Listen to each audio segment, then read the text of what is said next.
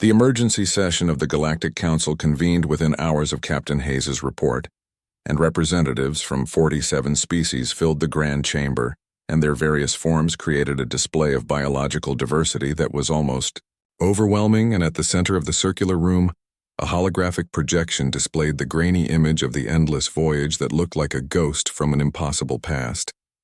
Ambassador Thelkara of the Vren Collective was one of the oldest members of the council, and his crystalline body refracted the chamber's light into rainbow patterns as he spoke first and said, "This is impossible because we verified humanity's extinction ourselves, and the third planet was a radioactive wasteland, and we detected no survivors and no colonies and nothing at all." Counselor Mira Stone was one of the few humans who had been born on colonies far from Earth and had integrated into galactic society generations ago, and her presence on the council had always been seen as a symbolic gesture and a memorial to a dead race, but now her position felt uncomfortably relevant, and she replied that they have evidence to the contrary now. Thelkara argued that one ship does not mean survival, and said this vessel likely fled before the end and its crew may not even know their homeworld is gone and turned to ash. Mira studied the hologram carefully, and her trained eye picked out details others might miss, and she said the ship is old, but it has been maintained, and told them to look at the hull plating and the way the lights activate in sequence, because that is not the behavior of a dead ship drifting in space. And there is an active crew aboard managing systems. High Chancellor Vornis was a towering reptilian whose species had led the council for the past 3,000 years, and he interjected to say that this brings them to their main concern, and asked if humanity survived. Then where have they been, and what have they been doing, and what do they want now?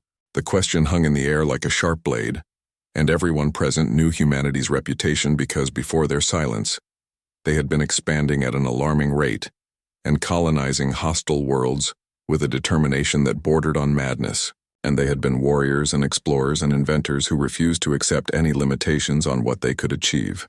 Ambassador Kathos of the Zephyr Concordat suggested they should intercept the ship because his insectoid mandibles clicked nervously, as he said they cannot allow an unknown force to reach the inner systems without proper verification and security protocols.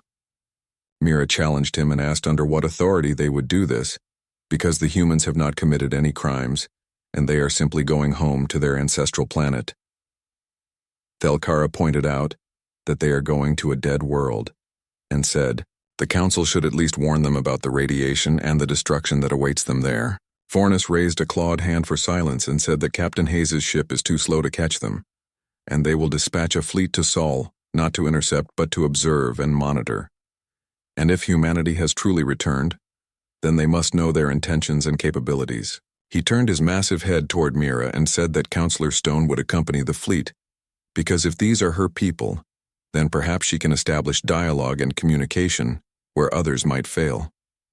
Mira nodded slowly, though uncertainty ate at her insides because she had been raised on the colony of New Terra, which was 300 light-years from Earth, and she had never seen humanity's homeworld, and had only heard the stories and studied the histories in school. And what would she say to people who had been silent for 40,000 years, and what did she even have in common with them anymore? As the council session ended and members filed out, Mira made her way to the observation deck and stared out at the stars, and somewhere out there the ghost ship was racing toward Earth. And despite all logic, she felt a pull in her chest and a longing for a home she had never known or seen with her own eyes. A voice behind her said Counselor Stone, and she turned to find Admiral Richard Cole approaching, and he was the commander of the Council Defense Fleet, and he was a stern man augmented with cybernetics that hummed softly as he moved with mechanical precision. Mira acknowledged him, and Richard said he wanted to speak with her before they departed on this mission, and he had reviewed everything they knew about that ship, and something about it did not add up correctly. Mira asked what he meant, and Richard pulled up a datapad showing her calculations that made her head spin with complex mathematics and energy readings. He explained that the quantum fold drive they used is not just advanced, but revolutionary, and the energy signatures suggest they have solved problems that council scientists are still working on and struggling with. And that ship has been traveling for a very long time, but somehow its technology is better than anything the council has developed. Mira frowned and asked how that was possible because it did not make any logical sense. Richard said quietly that this is what worries him, because either humanity has been hiding and developing in secret for 40,000 years somewhere in the galaxy, or they have been somewhere else entirely and somewhere that forced them to innovate and adapt and become stronger than they were before.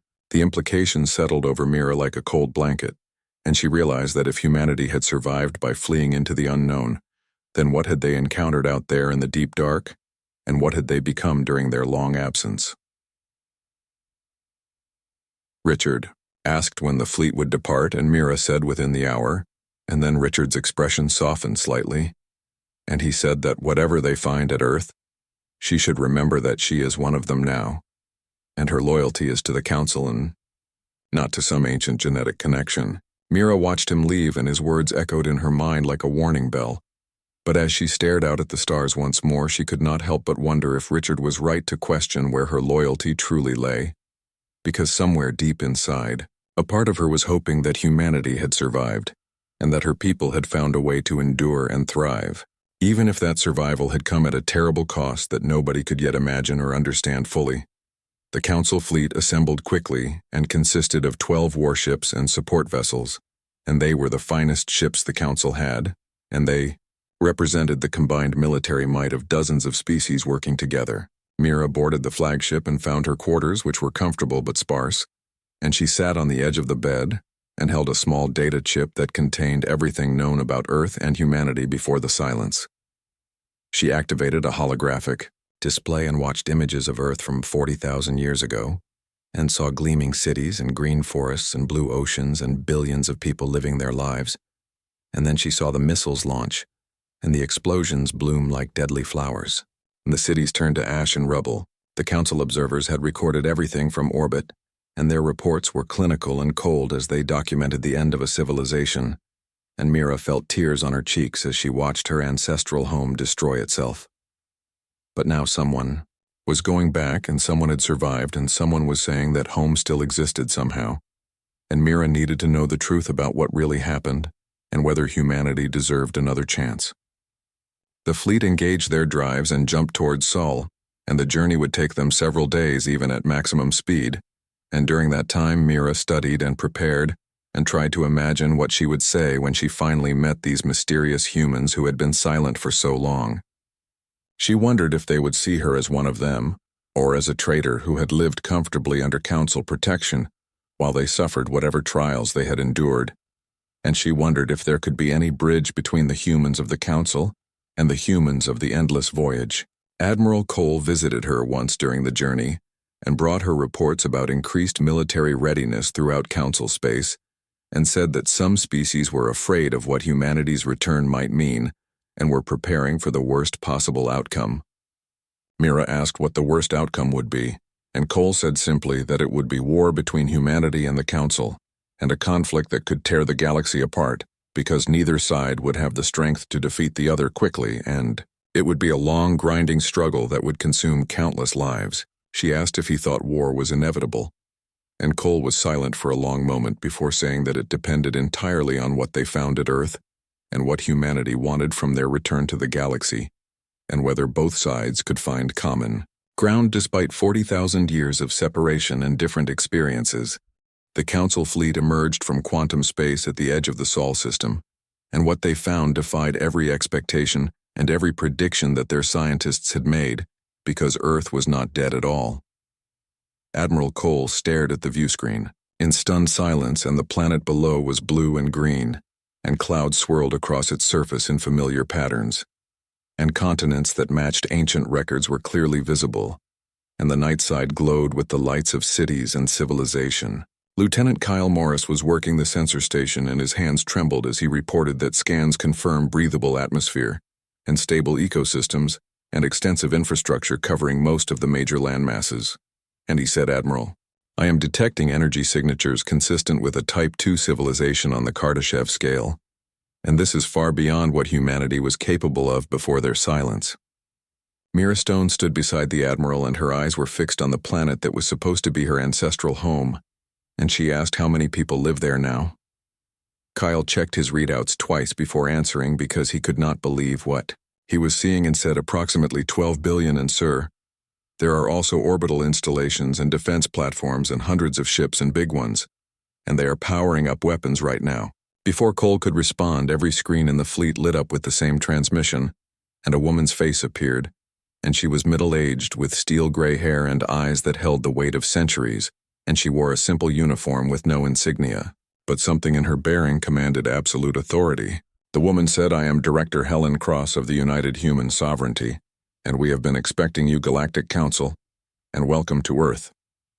Cole found his voice and said, "Director Cross, I am Admiral Richard Cole, and the Council believed Earth to be uninhabitable, and we came to investigate the vessel Endless Voyage and to verify the situation here." Helen interrupted him with a slight smile and said, "To verify that humanity still exists, and yes, we exist, and we survived, and now we are home after a very long journey." Mira spoke up and drew Helen's attention and said, "I do not understand because the records showed complete nuclear devastation, and how did you survive such total destruction?" Helen's expression softened as she looked at Mira and said, "You must be Counselor Stone, and we have monitored your career with interest, and it is good to see that some of our children made it to the stars and found safety." And she paused and seemed to gather her thoughts before continuing. She explained that the devastation was real, and 40,000 years ago, humanity nearly destroyed itself, and billions died in the nuclear fires, but not everyone perished on Earth because there were others who escaped. Mira breathed out the words, and said the colony ships and the generation ships that launched before the war started. Helen confirmed this and said, among others, 300 vessels carrying the last of humanity fled into the void, and most went to nearby star systems, establishing colonies that would eventually interact with the Council and become part of galactic society. But 12 ships went deeper, and the Endless Voyage and her sisters traveled beyond the galactic rim, searching for a place where they could survive without the threat of self-destruction hanging over them. Cole asked incredulously if they had been traveling for 40,000 years in deep space. Helen said they found what they were looking for, but what they found also found them, and in the dark between galaxies they encountered the Devourers.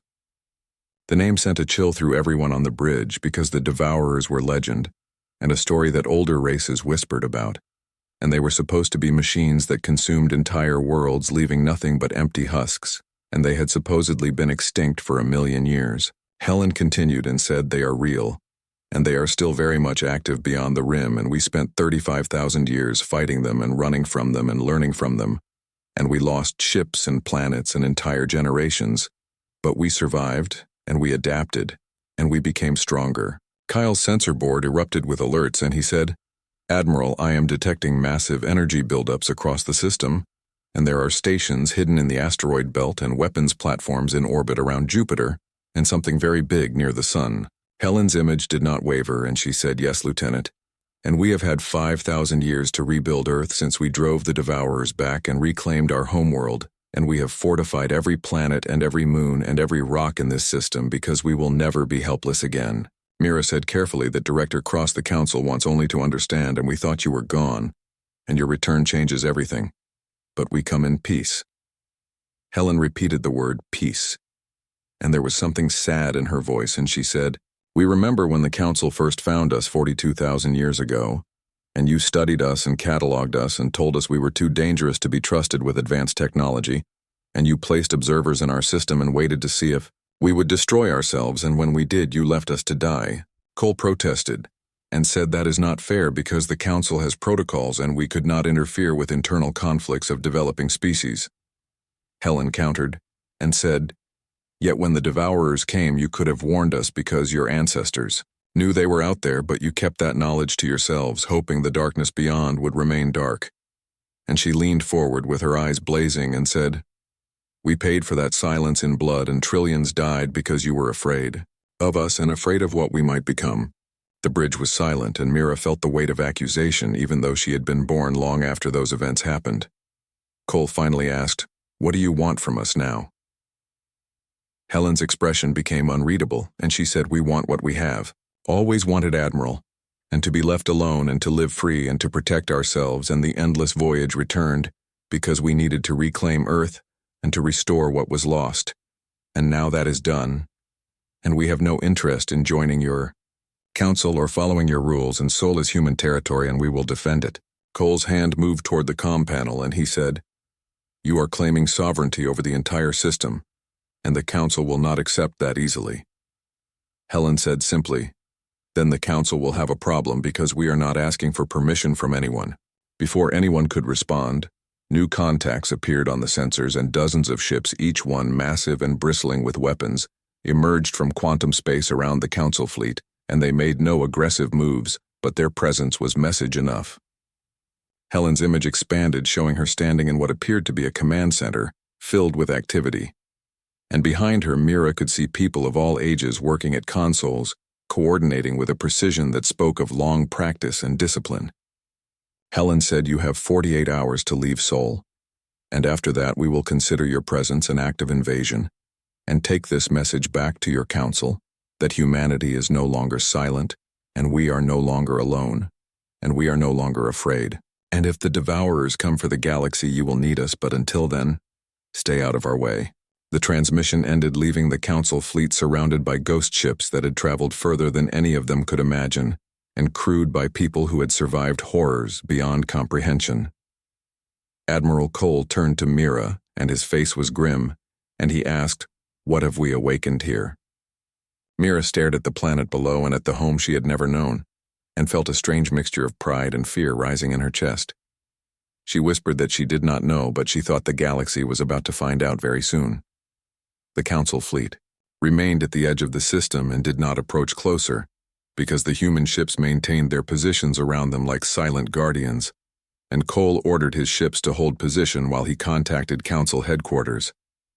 Mira requested permission to remain on the bridge, and Cole granted it, because he knew she had as much stake in this as anyone, and maybe more because these were her people, even if they were separated by 40,000 years of history.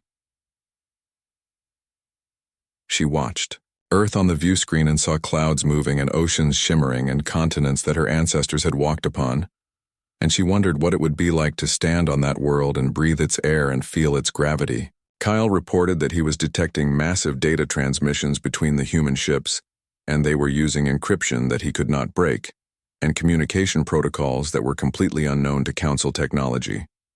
Cole said it did not matter because the message was already clear and humanity had returned, and they were not the desperate refugees that the Council might have expected, but instead a military power that had been forged in war and tested by an enemy that most species thought was only a myth. Mira thought about Helen's words and about the Devourers and about 35,000 years of constant warfare, and she tried to imagine what that would do to a species and how it would change them, and whether they could ever truly find peace again after so much struggle and loss. The Council chamber erupted in chaos when Admiral Cole delivered his report, and holographic displays showed the fortified Sol system and the fleet of advanced human vessels, and Director Helen Cross's ultimatum and representatives shouted over each other, and their translators struggled to keep pace with the babble of languages and emotional responses that filled the Grand Chamber. Ambassador Thelkara roared that this was unacceptable, and his crystalline form pulsed with angry red light, and he said a single species cannot claim an entire star system and threaten Council authority because this is exactly why humanity was deemed dangerous in the first place. Mira countered, and her voice cut through the noise, and she said, "They have not threatened anyone, and they have simply asserted their right to exist without interference from outside powers." Kathos interjected, and his mandibles clicked rapidly, and he said they surrounded a Council fleet with warships, and that is not a peaceful gesture by any measure. High Chancellor Vornis raised his massive clawed hands, calling for order, and the chamber gradually quieted, though tension remained thick in the air like smoke. Vornis said they must consider their position carefully and asked Admiral Cole for his assessment of human military capabilities. Cole stood at the central podium, and his cybernetic enhancements gleamed under the chamber lights, and he said their capabilities are formidable, Chancellor, and their technology is at least 2 generations ahead of ours in several key areas, including quantum fold drives and energy shielding, and weapon systems that show radical innovations, and more concerning is their tactical discipline, because every movement was coordinated with military precision, and these are not colonists playing soldier, but veterans of real warfare. Commander Patricia Wells, who was Chief of Council Intelligence, materialized as a hologram beside Cole, and she said she had analyzed all available data on the Devourers, and the old records are fragmentary, but what exists is terrifying, and if humanity fought these entities for 35,000 years and survived. Then they are dealing with a species that has been forged in fire beyond their comprehension. Thelkara dismissed this and said it was speculation, because they only have the human word that these devourers exist at all. Patricia continued and pulled up astronomical data, and said actually, they have more than that because she had cross-referenced the human timeline with anomalies in Council deep space observations, and there are gaps in their star charts beyond the rim, and entire regions where stellar objects have vanished over the past 40,000 years. And something has been consuming matter out there, and something massive. The chamber fell silent as the implications settled over everyone present like a heavy weight. Counselor Boris Chen was representative of the Terran colonies that had developed separately from Earth, and he spoke up and said if the devourers are real and humanity has been fighting them, then they have been protecting the galaxy without anyone even knowing, and the Council owes them gratitude, not hostility. Kythos countered that they could be lying to justify their military buildup, and either way the Council cannot allow one species to dictate terms to the entire galactic community. Mira stepped forward and her heart was pounding, and she requested permission to return to Sol as a diplomatic envoy, and said, "Let me speak with Director Cross and establish a dialogue, because there has to be a way to resolve this without conflict." Vorna studied her with ancient eyes and asked if she believed she could succeed where Admiral Cole could not. Mira said firmly that she believed she had to try, because Helen Cross called the colonists like her their children, and maybe that connection means something, and maybe they can find common ground. Thelkara demanded to know what happens if she cannot find that common ground. Mira met his gaze without flinching and said, "Then at least they will know they tried for peace before resorting to other options." After a long moment, Vornis nodded and said, "Very well, and Counselor Stone, you have authorization to negotiate with the United Human Sovereignty. But understand this, that you do not speak for yourself alone, because the Council's authority is at stake, and if humanity refuses to compromise, they may have no choice but to enforce compliance." Boris challenged him and asked how they would do that, because did he not hear the Admiral's report about how they cannot match human military strength? Patricia said quietly that they do not need to match them, and pulled up new displays showing quarantine strategies and said they need to station fleets at every approach to Sol, and cut them off from the rest of the galaxy, and eventually they will realize they need the Council more than the Council needs them. Mira warned that humanity might view that as an act of war and respond accordingly. Vornis acknowledged this and said, "Which is why, Counselor Stone, your mission is critical, and you have 1 week to reach an agreement, and after that, the Council will vote on further action." The session adjourned, leaving Mira standing alone at the center of the chamber, and she felt the weight of 2 civilizations on her shoulders, because she was pulled between the Council that had raised her and the heritage she had never fully embraced. Later, as she prepared for departure aboard a diplomatic vessel, Admiral Cole found her in the hangar bay and asked if he could offer a word of advice. Mira nodded and said she was grateful for any guidance he could provide. Cole said, "Do not underestimate Helen Cross, because he had studied the recording of their encounter dozens of times, and she is not just a military commander, but a leader who has guided her people through unimaginable hardship, and she will not sacrifice their security for the sake of diplomatic niceties." Mira asked what she should offer Helen then. Cole was silent for a moment and then said the truth and tell her what the Council is planning, and tell her that if she does not bend, she will force a confrontation that nobody wants, and tell her that you believe there is a better way forward. Mira asked softly, "What if she was wrong? And what if there is no better way?" Cole admitted that then they are all in trouble, because if humanity and the Council go to war, the Devourers will not be the only things consuming worlds and civilizations. As Mira's ship launched toward Sol, she stared out at the stars and wondered if she was flying toward peace or oblivion. And the ghostly vessel that had broken 40,000 years of silence had awakened something far larger than anyone anticipated.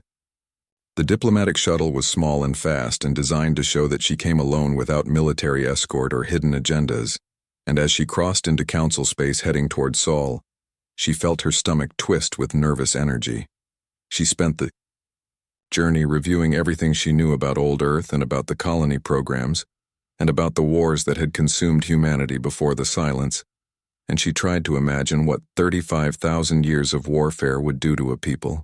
The record showed that before the nuclear war, humanity had been passionate and creative, and sometimes reckless, but also capable of great compassion and sacrifice, and she wondered how much of that remained after so long fighting in the darkness. She thought about her own life and how she had grown up on New Terra, where humans lived peacefully alongside other species, and followed council laws and contributed to galactic society, and she had never wanted for anything or feared for her safety. But the humans of the endless voyage had known nothing but struggle and war and survival, and they had been forced to become harder and stronger and more ruthless just to endure. And she wondered if they would see her as soft, or weak, or naive. When her shuttle finally approached the Sol system, she broadcast her identification and her diplomatic credentials and waited to see if humanity would grant her entry or turn her away. The response came quickly, and a young male voice said, "Counselor, Stone, you are cleared to approach Earth, and please follow the navigation beacon to landing coordinates and welcome." Mira felt relief wash over her, and she followed the beacon deeper into the system, and as she passed the orbital defense platforms and the weapon stations, she could see the incredible scale of human military preparation, and every rock and moon seemed to bristle with guns and shields. She wondered again what enemy could force such extreme measures and whether the Devourers were truly as terrible as Helen had claimed, or if humanity had simply become paranoid after so long in the darkness. Earth grew larger on her view screen, and she could see the blue oceans and green continents and white clouds, and it was beautiful beyond words, and she felt tears on her cheeks because this was the world her ancestors had left behind, and now she was finally seeing it with her own eyes. The shuttle descended through the atmosphere, and she saw forests and mountains and rivers and cities that gleamed in the sunlight, and everything looked peaceful and healthy and alive, and nothing like the dead radioactive wasteland the Council had expected to find. Mira's diplomatic shuttle touched down on a landing pad surrounded by mountains and forests that looked untouched by war or destruction, and as she descended the ramp, she was met by a young man with sandy hair and a warm smile, who introduced himself as Lieutenant Jake Morrison. Jake said that Director Cross sends her welcome, and asks that Mira join her for a conversation with no guards and no recorders, and just two people talking honestly. Mira studied him carefully, and said that was an unusual request for a diplomatic meeting between two powers. Jake's smile widened, and he said Director Cross believes that formal diplomacy is where honest communication goes to die, and she figures if Mira is willing to come alone, then the least she can do is meet her halfway. Against her better judgment, Mira found herself following Jake through winding paths that led to a modest building overlooking a pristine mountain lake. And inside, Helen Cross waited in a simple room with large windows that framed the spectacular view, and she wore casual clothing rather than a uniform, and she was preparing tea. Helen said thank you for coming, Counselor, and apologized for the informal setting, and explained that after 40,000 years of cramped spaceships and military protocols, she found she preferred simplicity. Mira sat and accepted the offered tea, and asked what Helen wanted to discuss. Helen corrected her and said she wanted to listen because the Council sent Mira, because she is human, and they think that shared ancestry might bridge the gap between them, and asked if they are right. The directness caught Mira off guard, and she said she did not know because her people left Earth before the war, and they have lived under Council law for generations, and in many ways she is more galactic than human. Helen observed that yet Mira volunteered to come here and asked why. Mira struggled for words and said because the alternative is conflict, and the Council is preparing to quarantine Sol if they cannot reach an agreement, and they will cut humanity off from the galaxy and surround them with fleets and wait for them to submit. Helen sipped her tea and seemed unsurprised and said so Mira thinks that would be a mistake. Mira said passionately that she thinks it would be a tragedy because both sides would lose, and the Council would waste resources containing humanity when cooperation would benefit everyone, and humanity would be isolated and cut off from the wider galactic community. Helen said softly that Mira assumes they want to be part of that community, and asked if she could show Mira something. She led Mira to a nearby observation room, where holographic displays showed Earth's history, and Mira watched in silence as images played out showing the ancient nuclear war, and the desperate flight of colony ships and the long journey through darkness, and then the encounter with the Devourers. What followed was nightmare given form and machines the size of moons consuming planets and stripping resources, and leaving nothing but lifeless husks and humanity, fighting with whatever they could build and dying by the billions but never surrendering. Helen narrated in a voice hollow with old grief and said they lost 4 colony ships in the first decade and 2 billion people gone, and the devourers did not care about diplomacy or surrender because they simply consumed, and so humanity learned to fight and innovate and make sacrifices that would horrify the Council. The images showed humans merging with their ships and neural interfaces that pushed the boundaries of what it meant to be human, and children raised in combat training and entire generations that never knew peace. Helen continued and said for 35,000 years they held the devourers back and they could not defeat them. But they could slow them and buy time, and slowly, impossibly, they started winning, and they learned the enemy patterns and adapted to their strategies and eventually drove them back beyond the rim, but the cost was unimaginable. She said 5,000 years ago they finally had the strength to return home in the endless voyage, and her sisters jumped back to Sol expecting to find ruins, but instead they found that Earth had healed itself and life had returned, and it was a miracle, and so they rebuilt and brought back their people and terraformed the damaged regions and swore they would never be helpless again. Mira felt tears on her cheeks and said she had no idea this had happened. Helen said gently, how could Mira know, because her ancestors made the smart choice and stayed in civilized space and integrated with the Council and lived peaceful lives. But Helen's ancestors made the desperate choice and fled into darkness and became something different and something harder. Mira insisted that they are still human and they still feel and still hope and still dream. Helen smiled sadly and said sometimes she wonders, because they have been at war for so long that peace feels foreign, and young people like Jake who were born after they reclaimed Earth are learning to live without constant danger. But for those who remember and who fought the war never truly ends. Mira pleaded and said, then let us help, because the Council has resources and knowledge and allies, and if the devourers are real and might return, then humanity will need support. Helen asked at what cost, because the Council wants obedience and they want humanity to follow their laws and accept their authority and become just another member species. But humanity has seen what is out there in the darkness, and they know threats the Council cannot imagine, and they cannot afford to be weak or dependent. Mira proposed an idea that was forming in her mind and said, what if there was another way and not membership, but alliance, and Earth remains sovereign over Sol, but coordinates with the Council on mutual threats, and humanity maintains independence, while the Council benefits from their knowledge and strength. Helen considered this and said the Council would never agree because they see any power outside their control as a threat. Mira admitted that some members feel that way, but not all. And there are species who respect strength and honor independence. And if humanity proved they want partnership, not domination, then opinion could shift.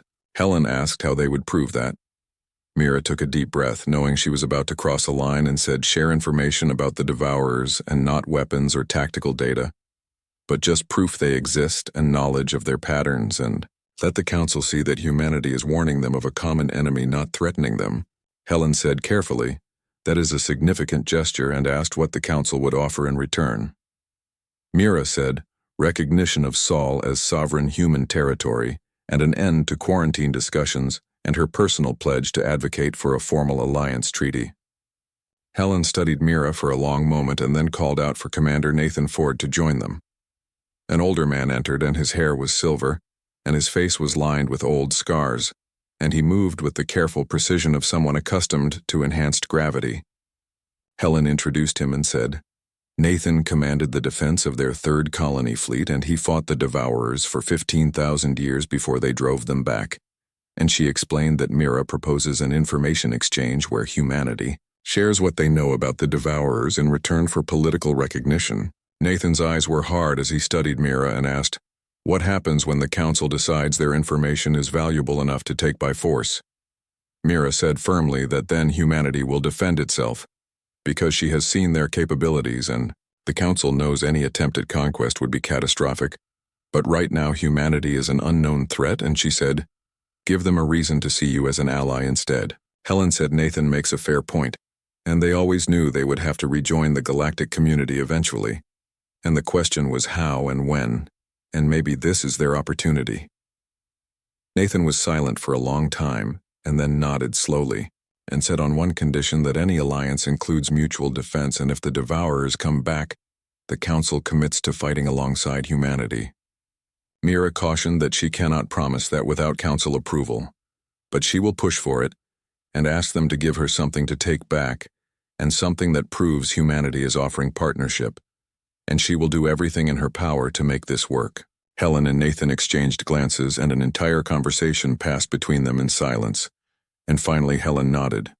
She said, "Very well, and they will provide comprehensive data on devourer patterns and weaknesses and defense strategies and not their weapons technology, but enough to prepare basic countermeasures, and in return the Council recognizes Sol as sovereign human territory and begins treaty negotiations within 1 standard year." Mira felt relief wash over her and said she will take that to the Council immediately. As she prepared to leave, Helen caught her arm and said, "Counselor Stone, remember this, that they are not the humans her ancestors knew, and they have changed, and they have had to. But despite everything, they still remember what it means to hope and asked Mira not to let the Council take that away from them." Mira promised she would not.